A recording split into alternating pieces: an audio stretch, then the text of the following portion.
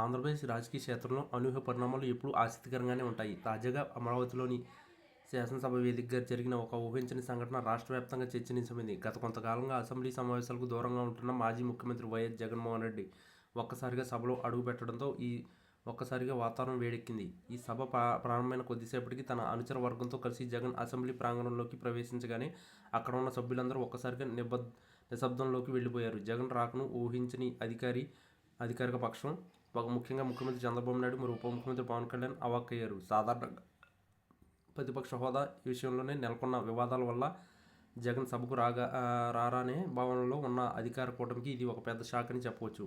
జగన్ రాకతో అసెంబ్లీ లాబీలో కోలాహలం మొదలైంది. ఆయన నేరుగా సభలోకి ప్రవేశించినప్పుడు ప్రతిపక్ష బెంచీల వైపు నుంచి నినాదాలు మిన్నంటాయి. జై జగన్ అంటూ వినిపించిన స్లోగన్లతో అసెంబ్లీ హాల్ దద్దరిల్లిపోయింది. ఈ అనూహ్య పరిణామం చూసి చంద్రబాబు తన సీట్లో కూర్చుని ఎంతో నిశ్చేతగా గమనించడం కనిపిస్తుంది. పవన్ కళ్యాణ్ సైతం తన సహచర మంత్రులతో ఏదో చర్చిస్తూ జగన్ వైపు ఆశ్చర్యంగా చూడడం కెమెరాలకు చిక్కింది. కూటమి ప్రభుత్వ అధికారంలోకి వచ్చిన తర్వాత తొలిసారిగా జగన్ ఇలా దూకుడుగా సభలోకి రావడం వెనుక ఏదో బలమైన రాజకీయ వ్యూహం ఉందనే ప్రచారం అప్పుడే మొదలైంది. జగన్ ఎంట్రీ ఇచ్చిన తీరు, ఆయన బాడీ లాంగ్వేజ్ చూస్తుంటే అధికార పక్షానికి ధీటుగా ఎదుర్కోవడానికి ఆయన సిద్ధమైనట్లు అర్థమవుతుంది.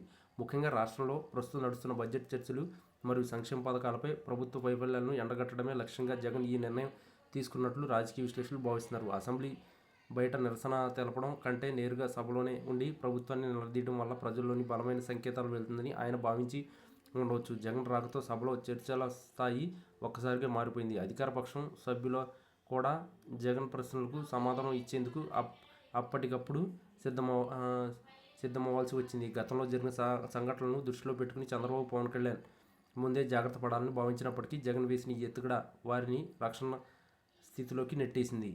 జగన్ అడుగుపెట్టిన క్షణం నుంచి సభ ముగిసే వరకు ప్రతి నిమిషం ఎంతో ఉత్కంఠంగా సాగింది. ఆయన తన పాత స్థానంలో కూర్చుని అధికార పక్షం చేస్తున్న విమర్శలను చిరునవ్వుతో ఎదుర్కోవడం సభలో చర్చనీయాంశమైంది. అటు సోషల్ మీడియాలో కూడా ఇటు జగన్ ఎంట్రీని సంబంధించిన వీడియోలు వైరల్ అవుతున్నాయి.